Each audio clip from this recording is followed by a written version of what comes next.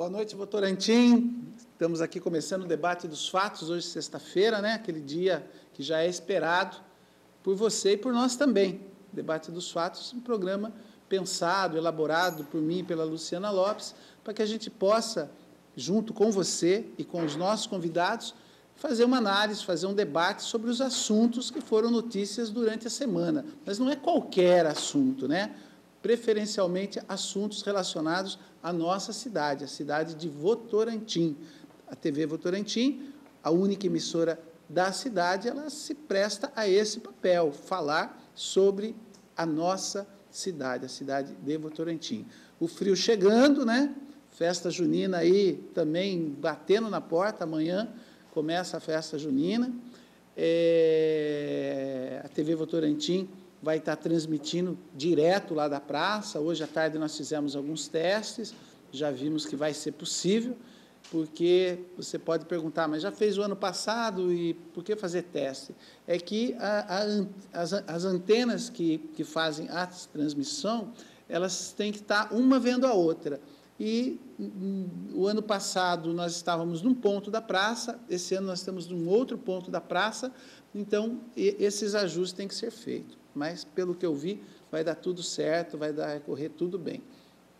A Mônica Marçal, minha irmã, está lá na recepção, aguardando aí a sua ligação. Nós temos vários prêmios hoje.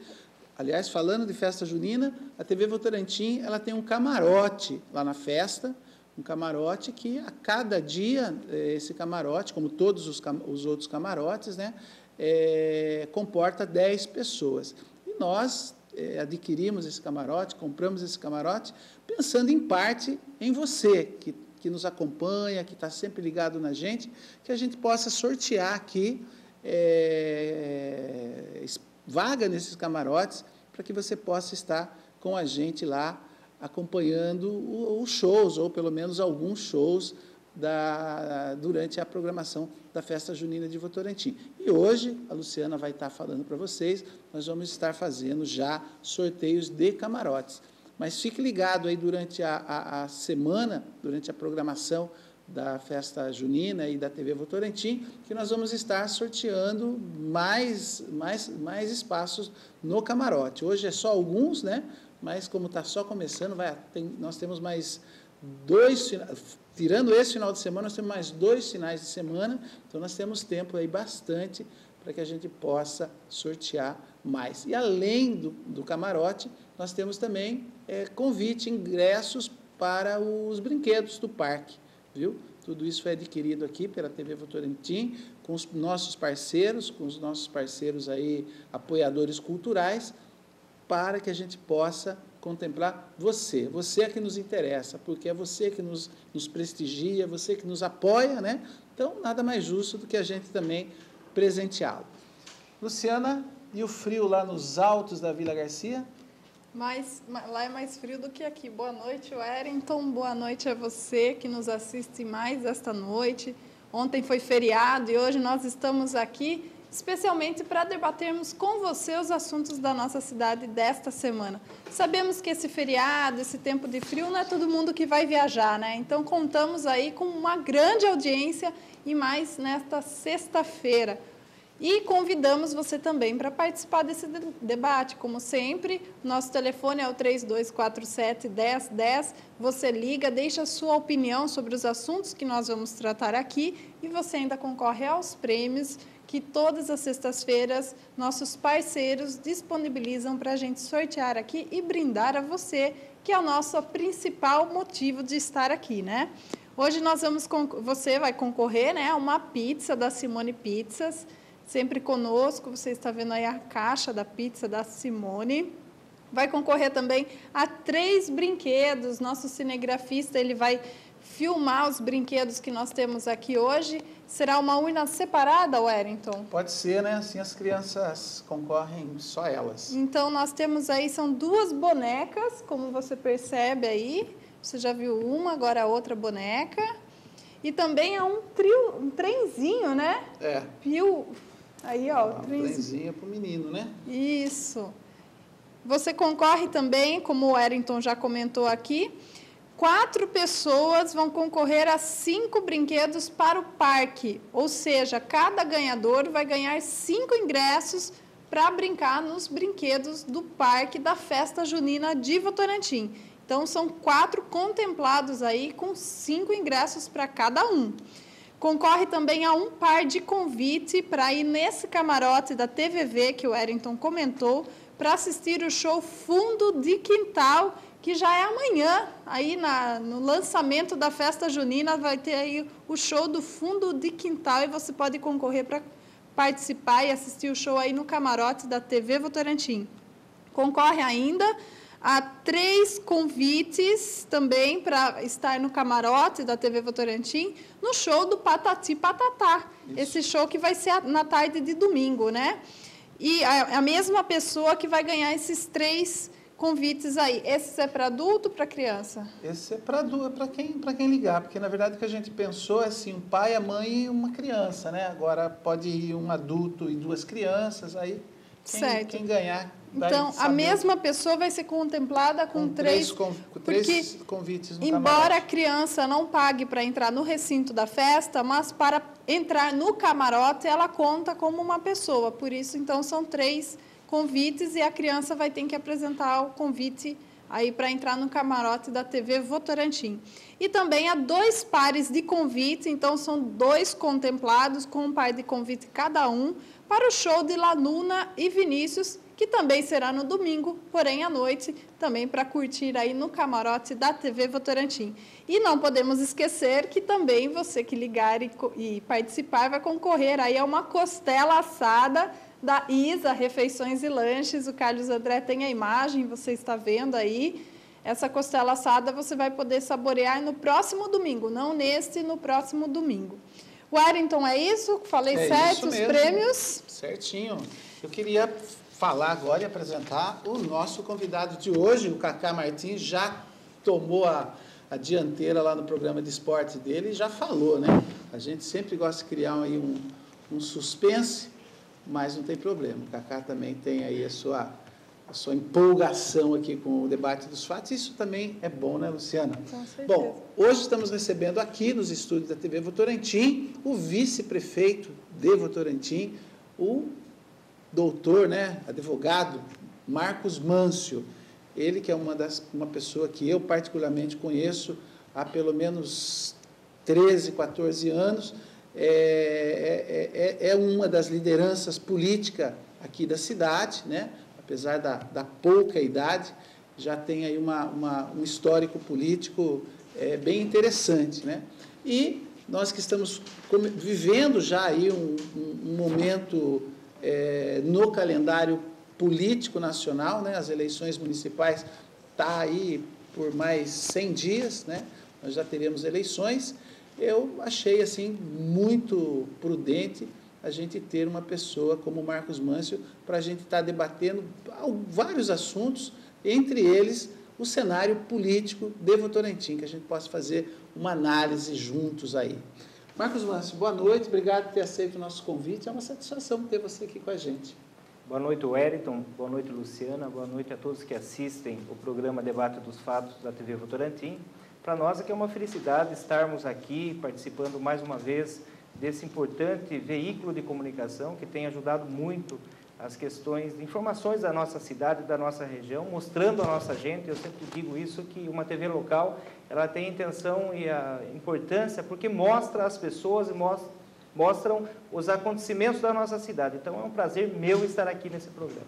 Obrigado, Marcos. É isso mesmo, é o que a gente pensa, né? É uma televisão local onde as pessoas se veem, né? Eu costumo dizer assim que quem sintoniza na Globo, por exemplo, ela tem um distanciamento muito grande daquelas pessoas que estão ali na televisão e na sua vida real, né? Eu hoje estava lá montando o stand, o estúdio da TV Votorantim, inúmeras pessoas passavam, conversavam, querendo saber quem é que estaria aqui hoje no debate dos fatos, né? Então, esse é o diferencial, né? Você sai ali na avenida, você vai ali no caixa eletrônico, você encontra com o Marcos Mâncio, você vai ali na Vila Garcia, encontra com a Luciana Lopes, você vem buscar seus brindes aqui, a Mônica que vai te receber. Então, essa é a grande diferença, é isso que nos orgulha muito de sermos interioranos, né? Às vezes a palavra ser do interior, ser interiorano, às vezes soa da mesma forma como já soou para algumas pessoas um dia, ser caipira, né? Mas tem coisas que parece ser de uma forma pejorativa, mas no fundo é um orgulho. Então, ser de Votorantim, ser do interior, a gente se orgulha exatamente por isso, né? Você ainda dá bom dia, dá boa tarde, você vai no mercado, você vai aonde você for, você sempre tem alguém que você conhece ou que faz parte do seu dia a dia, da sua rotina. Mas, Marcos, voltando aqui com você, você iniciou muito jovem na vida política, né? Quantos anos? Como é que foi essa... Bem, Wellington, eu participo, né, da política oficialmente como candidato a vereador quando surgiu lá em 96. Mas, na verdade, a minha vontade realmente de transformar as coisas, de participar das coisas do nosso país, ele começou lá quando tinha as diretas já, em que o Congresso Nacional aprovou a eleição do Tancredo Neves como presidente da República. Naquela oportunidade, eu me recordo muito que tocava muito a música do Milton Nascimento, Coração de Estudante. Eu tinha meus 10 anos de idade e aquilo contagiava muito, principalmente a juventude estudantil de escola pública, porque os nossos professores, a maioria deles militantes de esquerda, sempre apregoavam a necessidade do país ter a liberdade de expressão, liberdade de pensamento, ou seja, acabar com a ditadura militar. E naquela eleição indireta que aconteceu no Congresso Nacional, onde foi eleito o Tancredo Neves, nós, jovens, né, crianças, sim, 10, 11 anos... E ali foi uma disputa da direita com a esquerda, o Maluf... da direita, né, e o Tancredo... uma vaga e o Tancredo... Então, aquela questão do Muda Brasil, Avante Brasil, Tancredo Neves, aquilo me despertou o interesse e o gosto pela política. Eu me lembro que daí depois, em 90, eu tinha meus 15 anos, eu já participava, né, de grêmio estudantil, também incentivado por nossos professores. Na campanha de 89, quando houve o segundo turno entre Lula e Collor, lá estávamos nós com 14, 15 anos, aquela juventude nas ruas, mostrando a necessidade de nós termos um operário presidente do país. Então, tudo aquilo motivou a gente. E quando eu vim para a farmácia, né, eu comecei a trabalhar numa farmácia em Votorantim, na Avenida 31 de Março, a farmácia de São José. Fiquei durante 5 anos. E uma das pessoas que trabalhava ali, seu Zico Moreira, foi vereador da primeira Câmara de Votorantim, seu Zico Moreira. E junto com o seu Luiz Duarte, que é um amigão meu também, os dois me convidaram para ser candidato a vereador. E me convidaram, e o partido da qual eles faziam parte era o antigo PFL. Me convidaram, né, e eu achava que o PFL não tinha a minha cara, mas foi o convite, e naquele momento eu não sabia se realmente eu queria ser candidato ou não, mas eu falei, se for para ajudar o time, eu vou ser candidato. Então, eu me coloquei à disposição naquele momento, era em 95, eu tinha 20 anos de idade, morava aqui em Votorantim sozinho. Eu morava sozinho, né, eu vim de uma cidade de São Miguel Arcanjo, sozinho, para estudar aqui, né? Primeiro comecei a morar com uma tia minha em Sorocaba, depois vim para Votorantim, morando num quartinho aqui no Vossoroca, e essas duas pessoas, seu Zico Moreira e seu Luiz Duarte, me convidaram, eu me filiei e fui eleito, inclusive na chapa da qual o Cassola concorreu pela segunda vez como candidato a prefeito, e o nosso amigo Carafá, Adilson Carafá, que era vereador, foi o vice. Ele foi vereador, Adilson? Adilson Carafá foi de 93 a 96, e depois ele saiu candidato a vice na chapa com o Cassola, quando o Cassola não conseguiu a eleição pela segunda vez em 96. E eu, então, com 21 anos de idade, fui eleito vereador da cidade de Votorantim, e foi onde começou. Ô Marcos, então, seu início, ele tem assim duas vertentes assim que eu queria que você me dissesse se hoje nós temos o mesmo panorama. Primeiro, o jovem, né? Você com 10, depois com 15 anos, envolvido, participando, né? E o jovem, o atual jovem, ele tem esse estímulo, ele tem essa condição de participar da política, de se entusiasmar com a política, se tem, onde que está? Eu que não estou vendo, ou eles estão aí de uma outra forma, está na internet, está nas redes sociais, porque esse jovem, eu sinto muito falta deles na participação mesmo, né? Na participação do dia a dia das discussões políticas. Bem, Wellington, essa pergunta eu tento buscar resposta quase todos os dias. Eu me recordo que nos anos 80, nós tínhamos aquele período romântico, né? Sim, até das músicas, sim, a cultura, era uma questão romântica mesmo. Eu até estava lendo esses dias uma reportagem sobre isso, e hoje as coisas mudaram, né? O jovem talvez não encontre uma bandeira. Naquela época tinha a bandeira pela direta já, para acabar com a ditadura militar. Tinha uma causa, você acha? Uma causa. Né? Eu até falo para as pessoas, hoje não se vê aqueles bailinhos de garagem como tinha na nossa época. Sim. Né? Então aquilo juntava as pessoas. Né? Não tinha bebida, o menor quase não, o adolescente não usava bebida como se tem hoje. Né? Então mudou. Agora é claro que sempre tem as questões que são bandeiras. Por exemplo, hoje se fala muito pelos meios sociais de acabar com a corrupção. Sim. Eu acho muito importante essa bandeira, acabar com a corrupção. Mas o jovem de hoje está envolvido nessa bandeira? Eu acredito que sim. E eu vejo até pelas diversas formas de expressar, ele está se revoltando, está indo nas redes sociais, não está indo na rua, mas está indo nas redes sociais, expressando a sua indignação, seu descontentamento, né, mostrando que é a necessidade de nós termos novos parlamentares para estar representando a gente em Brasília, né? Então, tudo isso eu vejo, sim, que o jovem participa, mas não com aquela emoção, com aquela garra, como acontecia no passado. Eu sou de uma geração que foi para a rua, em 92, a favor do impeachment, cara pintada, lá na Praça Coronel Fernando Prestes. Nós saímos aqui de Votorantim, íamos a pé até a Praça Coronel Fernando Prestes e junto ali dizíamos, fora Collor, o impeachment, né? Então, aquelas coisas nos motivaram. E eu espero também que hoje a juventude possa participar. Se você verificar em Votorantim, não só eu, mas o próprio Pivetta, o vereador Bruno, a vereadora Fabiola e outros vereadores que estão surgindo, são fruto também de uma juventude, né? O Heber Martins, o vereador Heber Martins, que também vem de uma militância, e outros. Hoje eu vejo vários pré-candidatos jovens que estão se colocando à disposição pela primeira vez, que vão se colocar à disposição pela primeira vez. E isso é importante porque mostra um novo quadro.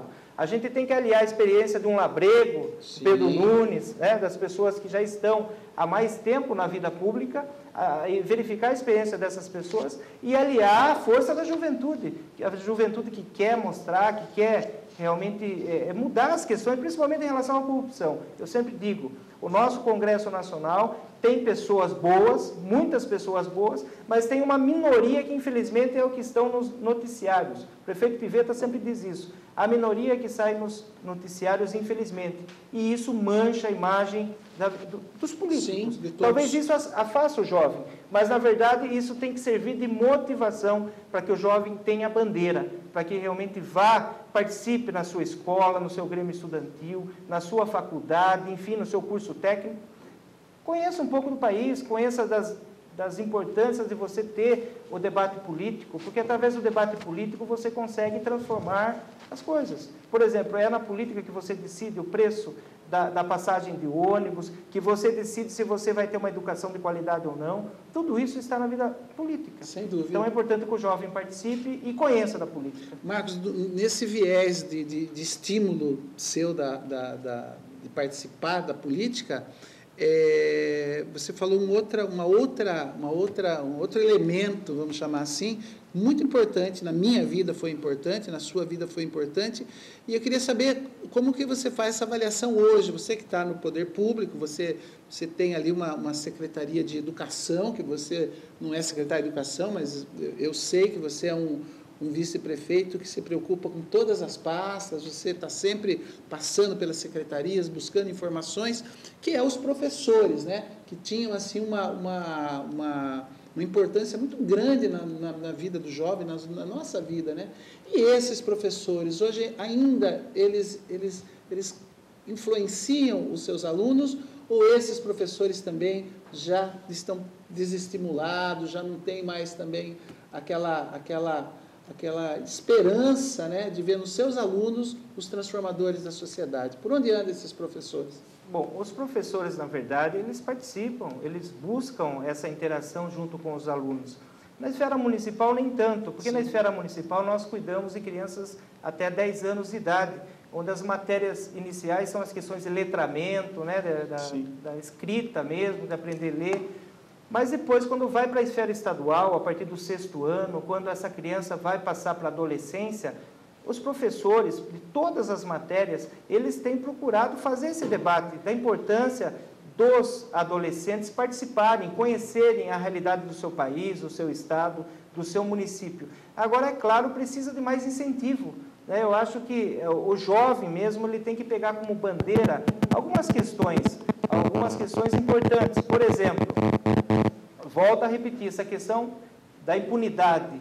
Quando você verifica que um deputado lá cometeu um monte de coisa errada e não é penalizado da forma como deveria, esse jovem fica desacreditado. Mas, na verdade, isso tem que servir de estímulo para que esse jovem realmente grite, sim, né, tenha indignação e mostre da necessidade de nós termos bons políticos nos representando cada vez mais. Então, eu acho que é uma questão cultural, né, essa questão educacional, que vai ainda ser evoluído, vai mudando, porque as coisas mudam.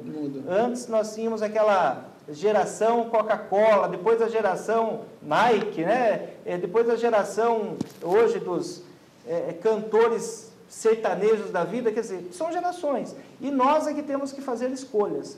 Né? O jovem tem, o meu filho, para eu pegar, o meu filho tem 13 anos, né? E eu não consegui convencer o meu filho, por exemplo, a ser do meu time de futebol. Eu sou corintiano, meu filho é São Paulino, por influência da mãe, mas ele é firme, desde 7, 8 anos, como São Paulino. Ele gosta de rock, a bandeira dele é o rock, ele gosta de rock, ele sempre está mostrando que o rock é algo personalidade que transforma, própria, né? Exatamente. Então, dentro de casa, eu tenho alguém que tem, né, uma vida que verifica o mundo, vê o mundo de uma forma até diferente do que eu vejo. E assim estão nos diversos lares dos votorantinenses. Eu tenho a certeza que dentro da casa de cada votorantinense tem um jovem que quer mudar o mundo, que quer participar, que quer melhorar a sua realidade, né, que quer estar presente nas coisas de Votorantim. Para isso, tem que ter oportunidade. Eu sinto de você uma pessoa muito otimista, né? Muito otimista mesmo. Eu, em relação aos professores, por exemplo, eu sempre imagino que a falta de estímulo do professor hoje, junto a seus alunos, é as condições que os professores enfrentam, né? A política de educação dos governos estaduais, que vai achatando cada vez mais aí o salário desses professores, e quando ele chega na sala de aula, eu sinto assim que eles já não têm mais aquela vontade, aquele desejo que os professores lá da década de 70, no meu caso, década de 80, no seu caso, tinha, né? Mas que bom, né? O Marcos Mâncio tem assim uma expectativa muito grande aí nas pessoas. Você acredita no ser humano, né? Em geral, né? Que quando você fala que uma porcentagem negativa e essa porcentagem que é pequena não pode ser colocada no mesmo nível das outras, né? Eu acho que nesse sentido você tem razão. Bom, Luciana Lopes, vamos debater os fatos da semana? Vamos. Antes, eu quero agradecer a imprensa, né? A mídia local. Falei com o Cepa essa semana.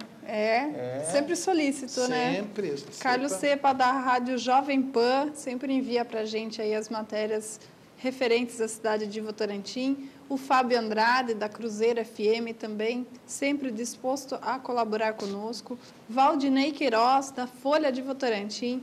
Marcos Ferreira, da Folha de Votorantim, que também disponibiliza em PDF para a gente as matérias.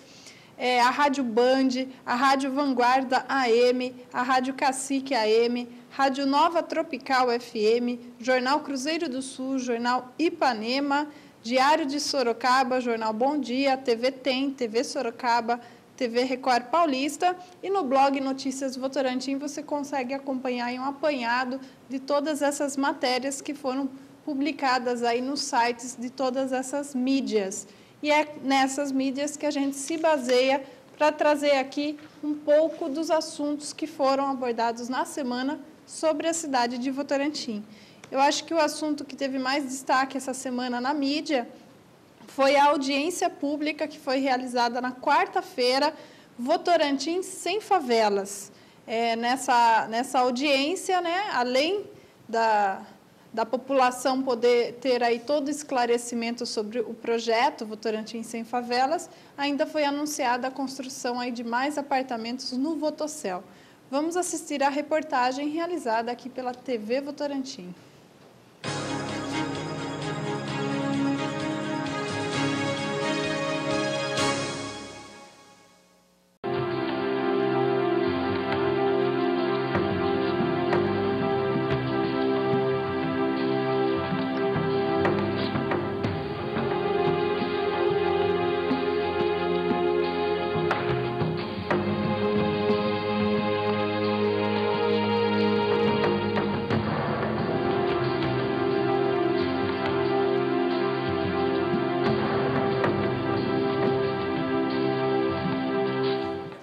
Votorantim sem favelas. 900 famílias serão beneficiadas pelo programa da Prefeitura, Governo Federal e Caixa Econômica Federal. A cidade dá um passo enorme para o processo de desfavelização, com previsão de término das obras para junho de 2013.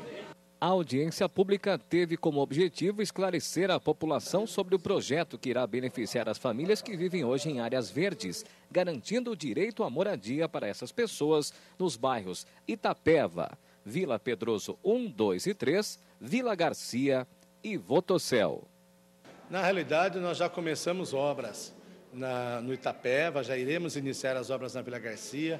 Efetivamente, são 3 anos que estamos trabalhando para resolvermos definitivamente o problema das favelas em Votorantim. Uma cidade que quer crescer, uma cidade que quer desenvolver, não pode conviver com esse grave problema social.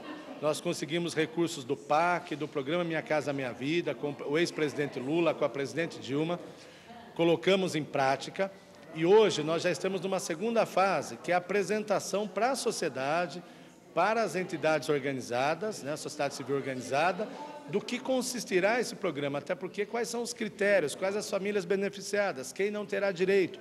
Então, nós queremos que a sociedade civil organizada conheça, nós temos projetos de lei para regulamentar essas matérias a serem enviados à Câmara Municipal ainda, mas o importante é que, ao par dessa situação, as obras já estão acontecendo, né, as famílias já estão sendo atendidas, de forma que nós podemos dizer com tranquilidade que dentro de um ano nós não teremos mais famílias morando em favela em Votorantim. Nós esperamos sim, dentro de um ano, porque a gente está numa expectativa muito grande, né? O sonho da gente é da gente sair dali, né? Não é só nós também, tem várias áreas verdes também que estão na mesma situação nossa, né? E é uma alegria muito grande da gente poder receber a nossa casa, a nossa moradia digna, porque daí nós vamos se tornar ser um cidadão brasileiro, um cidadão que aonde ele entra, ele não é discriminado, né?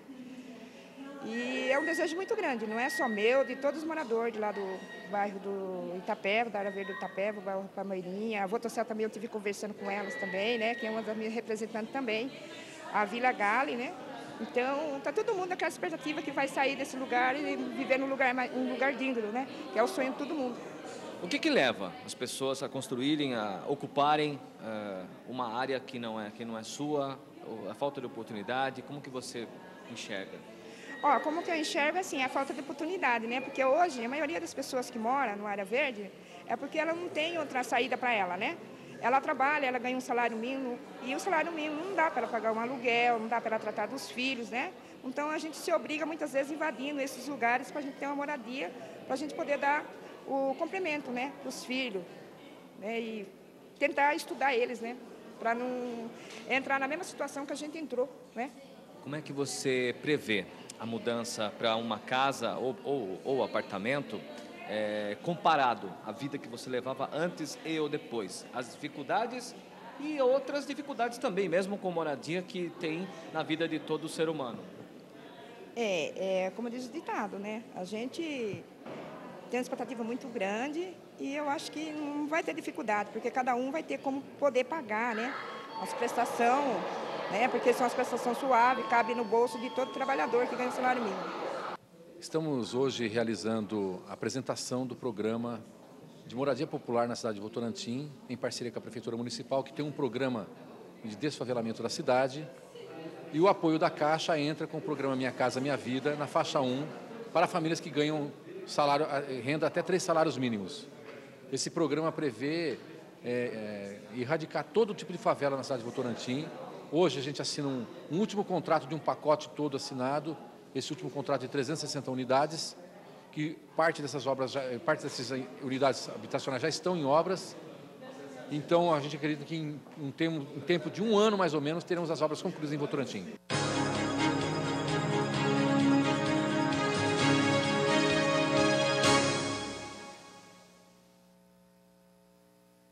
Olha aí, Votorantim, então, pelo menos o que diz respeito a 900 famílias que moram em área verde, que moram em condições de favela, né?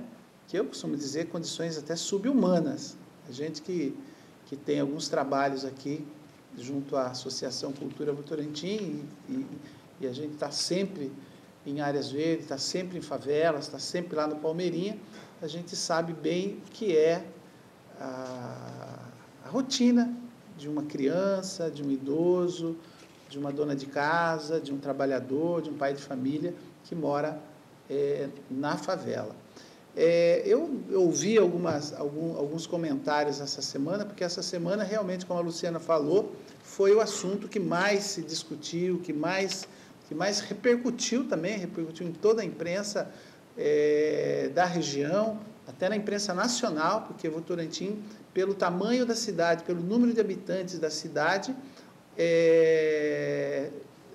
o projeto habitacional com famílias carentes supera cidades com 3, 4 vezes o tamanho de Votorantim, né?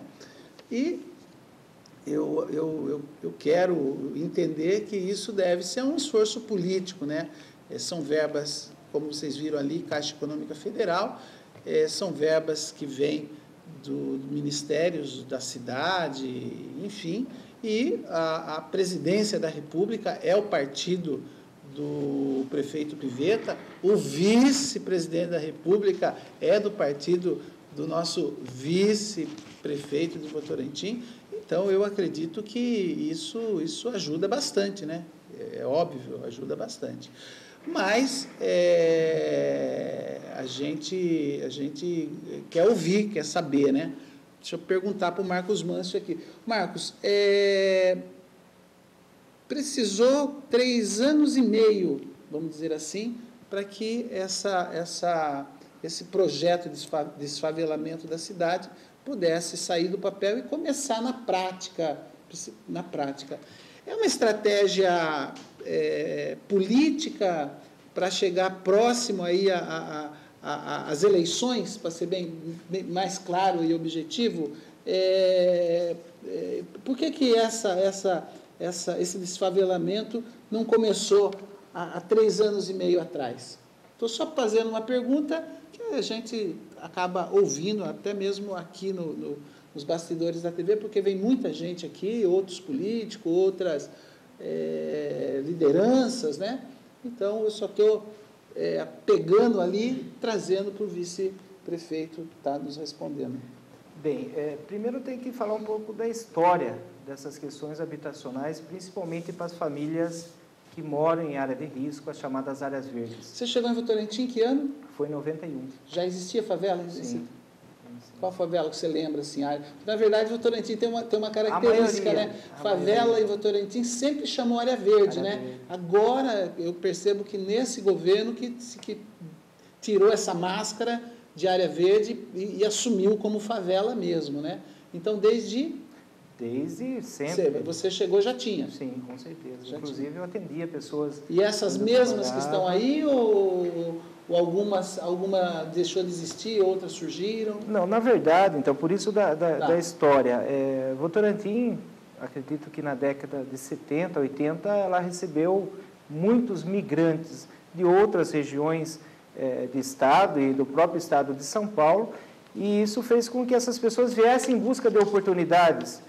mas muitas delas não tinham condições de moradia e foram ocupar irregularmente essas chamadas áreas verdes. Se formou vários núcleos na cidade e isso já vem de longa data. Eu imagino, por exemplo, só para você ter uma ideia, que o prefeito Cassola, quando assumiu, nós tínhamos que entregar o conjunto habitacional Eliseu Rodrigues Vieira, que é da CDHU. Só que ali foi feito sorteio. Então, o que acontece? Algumas pessoas que moravam em área verde recebiam e outras não, né? E naquele lugar que, às vezes, deveria tirar o barraco, acabava ocupando uma outra pessoa da família que morava ao lado.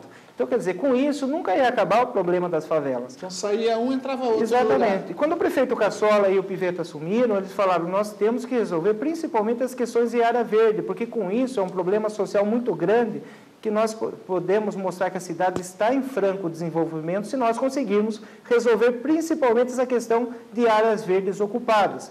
Então, o prefeito Cassola iniciou a construção de moradias no Parque Morumbi, eliminando aquelas submoradias que existiam, os barracos, numa área perto da escola Lucinda Pereira Inácio, aqui no Parque Morumbi. Depois disso, o prefeito Cassola foi lá na região do São Mateus, lá do Pro Morar, e fez ali 100 unidades habitacionais, eliminando a favela que tinha ali no Pro Morar, no conjunto habitacional Mário Augusto Ribeiro. Inclusive, ali era um local totalmente inadequado, de risco mesmo, teve deslizamento de terra uma certa vez ali, e teve que ser removidas as famílias mesmo, e 100 famílias foram beneficiadas naquele próprio local. E depois o Cassola deu início, e o prefeito Pivetta finalizou a construção no Jardim Anchila. O Jardim Anchila, que também 86 famílias foram beneficiadas com casas, né, moradias de alvenaria. Então, quer dizer, tem todo um histórico. E daí o prefeito Pivetta precisava buscar recursos do governo federal, buscar uma alternativa para poder fazer frente e eliminar de vez com a problemática das favelas em Votorantim. Primeiro, nós conseguimos recursos do governo federal também, mas era em forma de financiamento. Mandou-se um projeto de lei à Câmara para que a Prefeitura obtivesse 20 milhões de investimentos para fazer esse trabalho de desfavelamento, mas o governo federal mudou, né, deu novas opções. Com isso, o prefeito Pivetta foi lá em Brasília, apresentou o projeto de Votorantim, as áreas que nós tínhamos, que havia necessidade de construir realmente moradias dignas a essas famílias, e conseguiu investimentos... Isso quando, Marcos? Já no final de 2009. Já no final de 2009. Então, apresentou logo no início do governo. É que tem toda uma fase burocrática, até você conseguir os recursos. Depois, os recursos estarem empenhados. Então, isso que está acontecendo agora foi plantado lá atrás? Sim. Assim como aconteceu, por exemplo, lá no Eliseu Rodrigues Vieira, do próprio CDHU. O prefeito João Souto iniciou o projeto para poder desapropriar o terreno, deu início à construção, e o prefeito Cassola depois fez a entrega dos apartamentos, das moradias, né, e casas também que tem lá, e depois conseguiu o recurso para fazer a parte de infraestrutura, naquela localidade ali da Barra Funda. O prefeito Pivetta conseguiu mais. Ele conseguiu os recursos do PAC para fazer o investimento em infraestrutura, tem, por exemplo, no Itapeva, onde está saindo o Pedroso 1, 2 e 3, são 360 moradias. Ali ele conseguiu recurso para fazer o asfaltamento de uma rua que já existe há muito tempo ali, que não tem asfalto, que é a José Damasceno de Freitas. Então, vai receber toda a infraestrutura, os apartamentos serão de qualidade, 42 metros quadrados, né, com total conforto às famílias. Elas pagarão valores que serão de 60 até 160 reais, de acordo com o limite salarial de cada um, né, per capita. O valor máximo que a pessoa tem que ter familiarmente é de R$ 1.500, ou seja, uma renda de R$ 1.500 entre toda a família. O imóvel deverá sair em nome da mulher, né, em nome da mulher, e isso é muito importante, porque é a mulher que cuida do filho, é a mulher que fica com os filhos, né, raras exceções acontecem ao contrário, mas então tudo isso foi pensado. Agora, existem as questões burocráticas, de conseguir o recurso, de conseguir emplacar o projeto lá em Brasília, no Ministério que cuida disso, né? Depois disso tem as questões de liberar as áreas, porque essas áreas, embora ocupadas e sendo da prefeitura, não tinha documento, nós não tínhamos a escrituração dessas áreas públicas. Tivemos que fazer todo o trabalho de escrituração.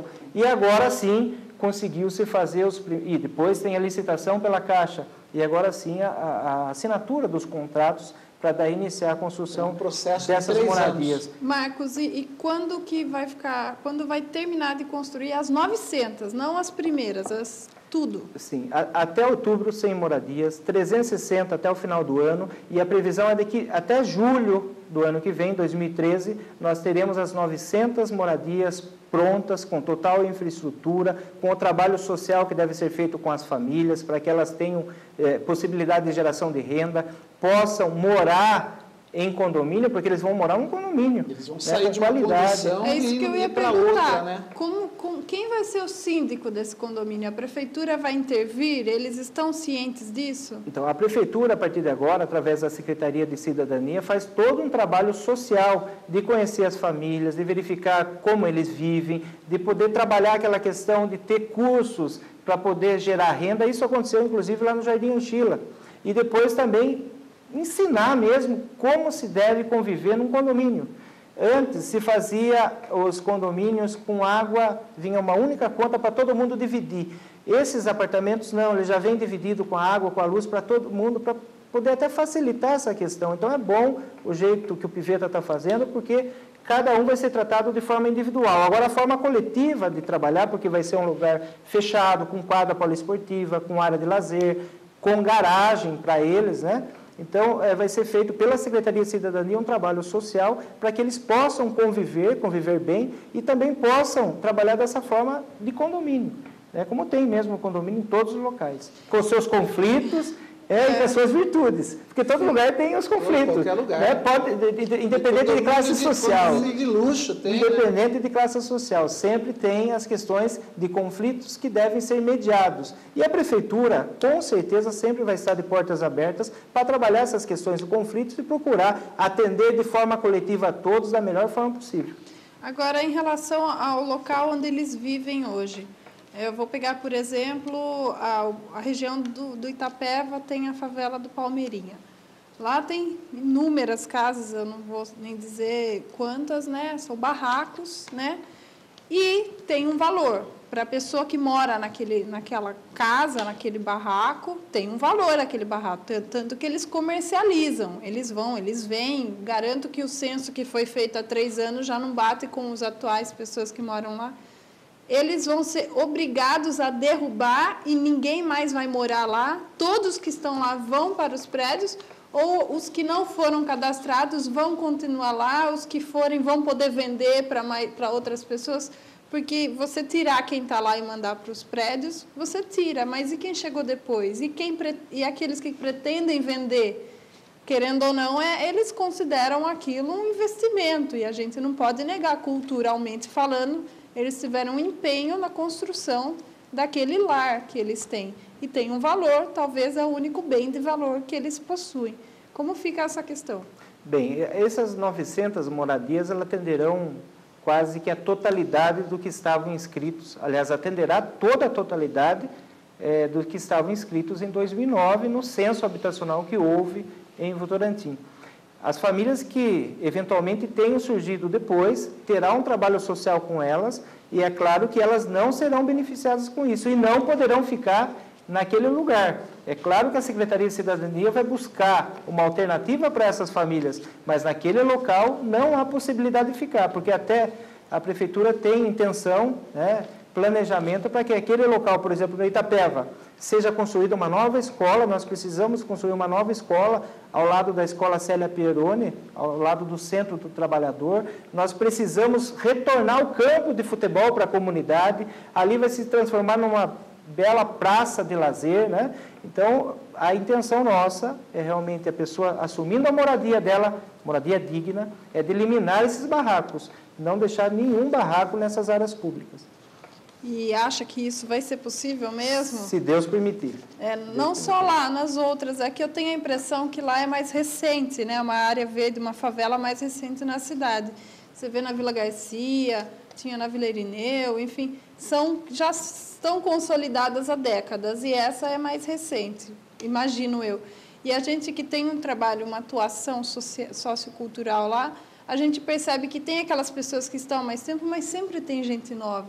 E será que essas pessoas vão abrir mão? Esse questionamento realmente fica. E só completando a sua colocação, Luciana, eu queria dizer, a gente que trabalha, né, como você falou, e conhece muita gente, tem os profissionais de favela, tem os profissionais de área verde, tem aquelas pessoas que passam uma vida saindo de um lugar e indo para outra, e elas nem têm a intenção, vamos dizer assim, de sair dessa vida, né? Que elas entendem até que é cômodo, faz parte da sua rotina, do seu dia a dia. Então, essa é uma colocação. E a segunda colocação, Marcos, e um projeto habitacional para aquelas cidadãos, para aquelas pessoas, né, que têm uma renda menor, que é aquelas pessoas que moram lá no fundo da sogra, o famoso puxadinho, né?